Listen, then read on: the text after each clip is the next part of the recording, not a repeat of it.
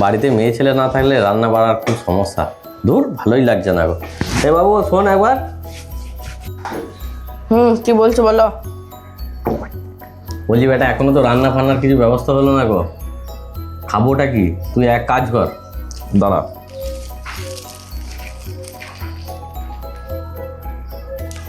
কই রে পয়সা, কই পকেটে? এই যে 100 টাকা তোকে দিচ্ছি, তুই এক প্যাকেট চানাচুর কিনে নিয়ে আগে। হ্যাঁ পয়সা নেই। আগে তুমি আমাকে 500 টাকা দাও, বন্ধুদের সঙ্গে ঘুরতে যাবো। একদিন 500, একদিন 200, একদিন 300, তুই কি মনে করেছিস কি আমার কি টাকার গাছ লাগানো আছে নাকি? তোর জন্য তো কোনদিন কাঙাল হয়ে যাবো তোর এই চক্করে পড়ে। পয়সা নাই, যা চানাচুরটা নিয়ে আগে, তাড়াতাড়ি মুড়ি খাবো। আমি পয়সাটা দোকানে দিয়ে দিচ্ছি, তুমি চানাচুরটা নিয়ে চলে আসবে, আমি চললাম। ও দোকানদার, হ্যাঁ বল, কি বলছিস? আমাকে এক প্যাকেট চানাচুর এখানে রেখে দাও তো। এটা বাবা পয়সা দিয়ে নিয়ে যাবে, আর 500 টাকা দাও, ওইটাও বাবা দিয়ে যাবে। আর এই চিঠিটা বাবাকে দিয়ে দিও। ওদের ঠিক আছে, 500 টাকা নিয়ে তো বাবা দিয়ে দেবে।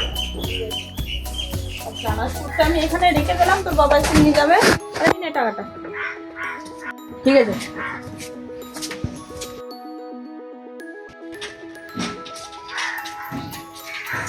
কই দোকানদার? হ্যাঁ বলো। বলছি আমার ছেলে চানাচুর বলে গেছে দোকানে। হ্যাঁ চানাচুর বলে গেছে, এই যে চানাচুর। আচ্ছা, চানাচুরটা কত দাম? চানাচুরটার দাম তো 80 টাকা। তাহলে তুমি আমাকে 20 টাকা ফেরত দাও। 20 টাকা ফেরত কিসের? ও তো চানাচুরের দাম দিয়ে যায়নি। আর তাছাড়া ও আমার কাছে 500 টাকা নিয়ে গেছে, বললো বাবা এলে নিয়ে নেবে। আর এই যে চিঠি দিয়ে গেছে, বললো এই চিঠিটা আমার বাবাকে দিয়ে দিও। চিঠি কি লিখে গেছে? যখন তোমায় টাকা চাইবো দিয়ে দেবে, না হলে এই রকম করেই সমস্ত দোকানদারের কাছ থেকে টাকা নিয়ে তোমায় দেনার দায়ে ফেলে দেবো বাবা। সেটা দিন। পয়সাটা দিচ্ছি, এই যে 500 টাকা আর চানাচুর। থাক, চানাচুর আর নেবো না গো, দরকার নেই আমার চানাচুর খাওয়া, এমনি আমার পেট ভরে গেছে দেখে শুনে।